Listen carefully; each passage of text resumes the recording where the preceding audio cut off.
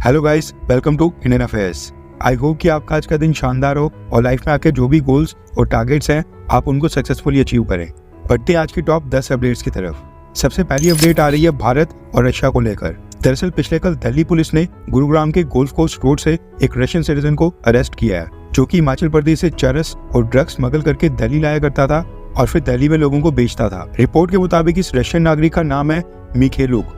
इसकी उम्र 30 साल की बताई जा रही है और ये 6 साल पहले रशिया से टूरिस्ट वीजा के ऊपर भारत आया था, लेकिन उसके बाद इसका वीजा एक्सपायर हो गया था और ये इलीगल तरीके से तब से ही यानी कि पिछले 6 साल से भारत में रह रहा था। पिछले 6 सालों में इसने ज्यादातर अपना समय हिमाचल प्रदेश के अलग अलग गाँव में बताया था। फिलहाल दिल्ली पुलिस ने इस मिखेलुक को अरेस्ट करके इसके ऊपर केस फाइल कर दिया है और अब ये जांच की जा रही है कि जो ड्रग्स ये हिमाचल प्रदेश से दिल्ली लाकर बेचा करता था, इसका सप्लायर कौन था। क्या इसके साथ और भी विदेशी लोग हैं जो इसी तरह से भारत के अंदर ड्रग्स बेचने का काम करते हैं, या फिर वीजा एक्सपायर होने के बाद इलीगल तरीके से भारत में रह रहे हैं। रिपोर्ट के मुताबिक मिखेल के पास 250 ग्राम चरस मिली थी और उसके साथ ही 0.25 ग्राम LSD ड्रग भी मिला था।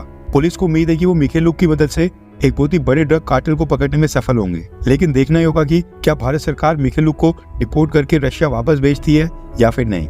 आज की सेकंड अपडेट आ रही है भारत और ईरान को लेकर। पिछले कल भारत और ईरान ने चाबार पोर्ट को लेकर एक 10 साल का कॉन्ट्रैक्ट साइन कर लिया है, जिसके तहत भारत की सरकार चाबार पोर्ट के एक टर्मिनल को अगले 10 साल के लिए अपनी मर्जी से ऑपरेट कर पाएगी। Port shipping and waterways minister mister Sonowal sir इस डील को साइन करने के लिए इलेक्शंस के बीच खुद ही ईरान गए थे। भारत अब चाबार पोर्ट के इस टर्मिनल की मदद से न सिर्फ ईरान और अफगानिस्तान बल्कि Armenia, Azerbaijan, central Asia, Russia और यहाँ तक कि यूरोप के भी कई सारे देशों में अपना सामान आसानी से बेच पाएगा बिना ईरान के दखल के, क्योंकि अब ये टर्मिनल पूरी तरह से भारत के कंट्रोल में होगा। अब ईरान ने ये पोर्ट भारत को फ्री में दान में नहीं दिया है, बल्कि भारत अगले आने वाले 10 सालों के दौरान इस पोर्ट के ऊपर $120 मिलियन की इन्वेस्टमेंट करेगा, जबकि ईरान को हम पहले ही $250 मिलियन का फाइनेंस इस पोर्ट के लिए उपलब्ध करवा रहे हैं। यानी भारत के टोटल $370 मिलियन इस पोर्ट के ऊपर लगने जा रहे हैं, जिसको अगर भारत की करेंसी में कन्वर्ट करो तो भारत अगले 10 सालों में इस चाबार पोर्ट के ऊपर 3000 करोड़ रुपए तक इन्वेस्ट करेगा। इसलिए ईरान ने चाबार पोर्ट अगले 10 सालों के लिए भारत को दे दिया है। अब देखना ही होगा कि क्या अमेरिका इस डील को लेकर भारत के ऊपर सैंक्शंस लगाता है या फिर नहीं, क्योंकि कुछ हफ्ते पहले ही अमेरिका ने भारत की कंपनी के ऊपर ये कहकर सैंक्शंस लगा दिए थे कि इस कंपनी के लिंक्स ईरान के साथ हैं। आज की थर्ड अपडेट आ रही है भारत और मालदीव्स को लेकर। अभी 2 दिन पहले ही भारत ने मालदीव्स के $150 मिलियन के लोन की रीपेमेंट को बिना किसी कंडीशन के आगे पोस्टपोन कर दिया था, डेडलाइन एक्सटेंड कर दी थी।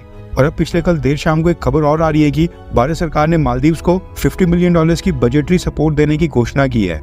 भारत सरकार ने $50 मिलियन के ट्रेजरी बिल को रोल ओवर कर दिया है, वो भी जीरो कॉस्ट यानी कि इंटरेस्ट फ्री। मालदीव्स की सरकार के लिए बहुत ही बड़ी राहत की खबर है।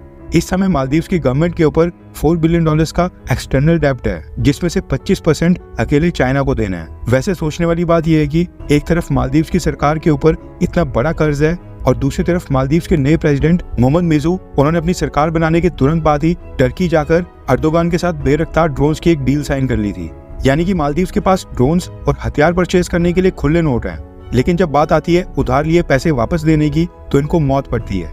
ये तो खैर हमारी मजबूरी है कि हम मालदीव्स को चाइना भरोसे बिल्कुल नहीं छोड़ सकते हैं, क्योंकि अगर मालदीव्स चाइना की गोद में जाकर बैठ गया और मालदीव्स का एक आधा आइलैंड चाइना के हत्थे चढ़ गया यानी कि चाइना के हाथ में चले गया, तो वो कल को भारत के लिए बहुत ही बड़ा सिक्योरिटी रिस्क होगा।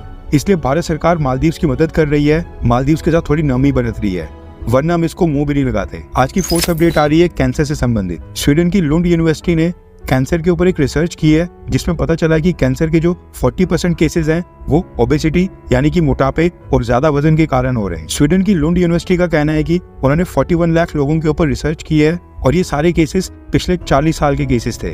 इन सबको ट्रैक करने से पता चला है कि कैंसर पीड़ित 100 में से 40 लोगों में कैंसर मोटापे के कारण हुआ था। आई होप कि आप भी ये न्यूज सुनकर इसको इग्नोर ना करें और अपना लाइफस्टाइल चेंज करके हेल्दी चीजें खाएं, डेली एक्सरसाइज करें, जिम जाएं और फिट रहें। और हाँ, अपने माता पिता को भी एक्सरसाइज करने के लिए थोड़ा उनको मोटिवेट करें।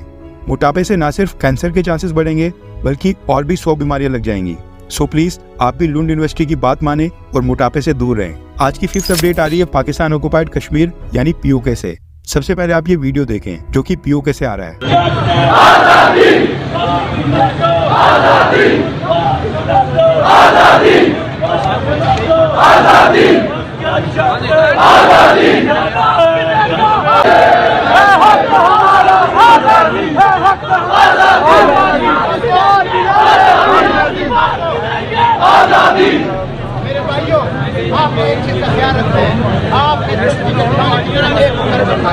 एक सोच के साथ चलना है। आप सबने ये तय कर लेना है आज के बाद ये विजुअल्स आज की डेट में पाकिस्तान ऑक्युपाइड कश्मीर के बन गए हैं। लोग वहां पर आजादी की मांग कर रहे हैं। दरअसल पीओके में सिक्योरिटी फोर्सेस और आम लोगों के बीच अब डायरेक्ट कन्फ्रंटेशन हो रही है। लोग सड़कों के ऊपर आ गए हैं और पुलिस फोर्सेस और सिक्योरिटी फोर्सेस के ऊपर लगातार पथराव कर रहे हैं। पीओके के लोग इसलिए भी नाराज हैं क्योंकि सिक्योरिटी फोर्सेस ने उनके प्रोटेस्ट को दबाने के लिए एक्सेसिव फोर्स का इस्तेमाल किया था। इवन कई जगह के ऊपर गोलियां भी चलाई गई, जिसमें अभी तक 26 कश्मीरियों की जान चली गई है और कई सारे लोग घायल बताए जा रहे हैं। ट्विटर के ऊपर भारत के कई सारे लोग कह रहे हैं कि लोहा अभी गर्म है, इसलिए मोदी सरकार को हथौड़ा मार ही देना चाहिए। यानी पीओके के ऊपर हमला करने का अभी सही समय है, इसलिए भारतीय सेना को पीओके को वापस लेने के आदेश दे देने चाहिए। वैसे आपको क्या लगता है कि क्या पीओके को वापस लेना आज की डेट में कितना आसान है या फिर कितना मुश्किल? नीचे कमेंट करके अपनी राय जरूर बताएं। आज की 6th अपडेट आ रही है भारत के जम्मू कश्मीर से। ये जो क्लिप आप देख रहे हैं जो आपकी स्क्रीन के ऊपर चल रही है, ये पीओके के साथ लगने वाले बॉर्डर के ऊपर तैनात भारत के जवानों की है। दरअसल पीओके के अंदर तनाव की स्थिति के कारण जम्मू कश्मीर में बॉर्डर के ऊपर तैनात इंडियन आर्मी को सबसे हाईएस्ट अलर्ट के ऊपर कर दिया गया है, क्योंकि पाकिस्तान आर्मी इस मौके का फायदा उठाते हुए बॉर्डर के ऊपर कोई मिसएडवेंचर करने की कोशिश कर सकती है। ऐसे में इंडियन आर्मी ने अपने ट्रूप्स की डिप्लॉयमेंट को और भी बढ़ा दिया है और बॉर्डर के ऊपर पीओके की सिचुएशन के ऊपर इंडियन आर्मी ने खास नजर बना रखी है। पाकिस्तान ऑक्युपाइड कश्मीर के अंदर वहां पर क्या हो रहा है, प्रोटेस्ट कितने वायलेंट हो रहे हैं और सिचुएशन किस हिसाब से बन रही है, ये सब चीजों को भारत की सिक्योरिटी फोर्सेस भी आज की डेट में मॉनिटर कर रही है। आज की 7th अपडेट आ रही है कनाडा से।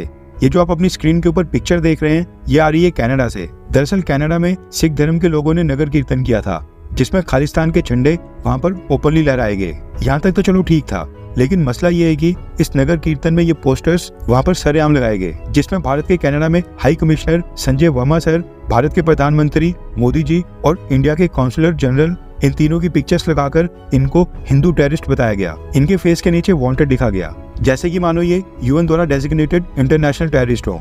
और ये सब कुछ हुआ कनाडा की सरकार के नाक के नीचे। खालिस्तानी ओपनली भारत के प्रधानमंत्री मोदी जी और भारत के एम्बेसडर को थ्रेट दे रहे हैं, लेकिन कनाडा की सरकार इसके ऊपर कोई भी कार्रवाई नहीं कर रही है। ये लिटरली बहुत ही गलत है। इस तरह की चीजें देखो तो अब लगता है कि भारत की सरकार को कनाडा से अपने एम्बेसडर को रिकॉल करके भारत वापस बुला लेना चाहिए। आज की 8th अपडेट आ रही है एप्पल इंडिया को लेकर। दरअसल एप्पल इंडिया ने पिछले महीने अप्रैल 2024 का डेटा रिलीज किया है। पिछले साल 2023 के अप्रैल महीने में एप्पल कंपनी ने भारत से $580 मिलियन के प्रोडक्ट्स एक्सपोर्ट किए थे, लेकिन इस साल ये फिगर डबल से भी ज्यादा हो गए हैं। एप्पल इंडिया के डेटा के मुताबिक पिछले महीने अप्रैल में कंपनी ने भारत से $1.1 बिलियन के प्रोडक्ट दुनिया के बाकी देशों को एक्सपोर्ट किए हैं। कंपनी का कहना है कि अब दुनिया में बिकने वाले हर एक 7 एप्पल आईफोन्स में से एक आईफोन मेड इन इंडिया होता है। यानी अगर दुनिया के किसी भी कोने में किसी भी देश में 700 आईफोन्स बिकेंगे तो उसमें से 100 आईफोन्स मेड इन इंडिया होंगे। आज की 9th अपडेट आ रही है अमेरिका के बाल्टीमोर से।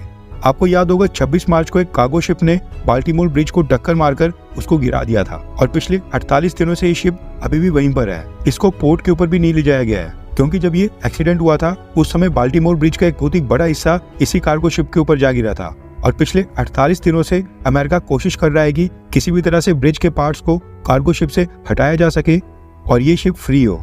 इस दौरान कई सारी क्रेन्स लाई गई, प्रिसीजन कट लगाने की कोशिश की गई और भी शिप्स की मदद ली गई, लेकिन वो सारे तरीके अब तक फेल साबित हुए हैं। जिसके बाद बाल्टीमोर एडमिनिस्ट्रेशन ने फैसला किया है कि ब्रिज का जो सेक्शन कार्गो शिप के ऊपर टिका है उसको ब्लास्ट करके वहां से हटाने की कोशिश की जाएगी। बाल्टीमोर एडमिनिस्ट्रेशन का कहना है कि ये ब्लास्ट कंट्रोल तरीके से किए जाएंगे ताकि कार्गो शिप को ज्यादा नुकसान ना पहुंचे और दूसरी कोई बड़ी दुर्घटना ना हो। अभी शिप के ऊपर टोटल 21 क्रू मेंबर्स हैं, जिनमें से 20 भारतीय हैं और एक श्रीलंका से। बाल्टीमोर एडमिनिस्ट्रेशन का कहना है कि ब्लास्टिंग के अलावा उनको और कोई भी रास्ता फिलहाल नजर नहीं आ रहा था और वो उम्मीद कर रहे हैं कि ब्लास्टिंग की मदद से ब्रिज के मलबे को आसानी से हटाया जा सकेगा।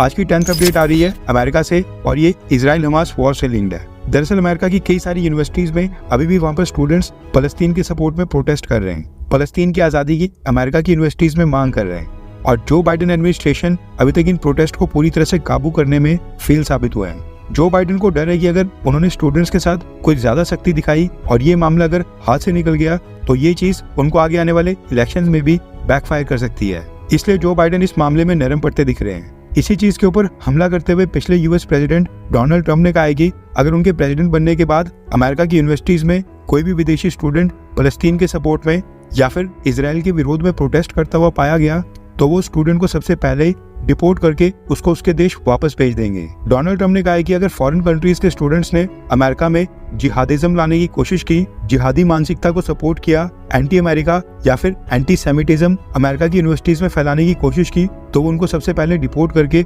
उन्हीं के देश वापस भेज देंगे। डोनाल्ड ट्रम्प ने ये बात इसलिए बोली है क्योंकि अमेरिका की यूनिवर्सिटीज में जो स्टूडेंट फलस्तीन के सपोर्ट में प्रोटेस्ट कर रहे हैं, उनमें बड़ी संख्या मुस्लिम स्टूडेंट्स की है जो मुस्लिम कंट्री से अमेरिका में स्टडी वीजा के ऊपर आए पढ़ने के लिए, लेकिन वहां पर जाकर फलस्तीन की आज़ादी की मांग कर रहे हैं। आज के लिए बस इतना ही। जय हिंद, वंदे मातरम।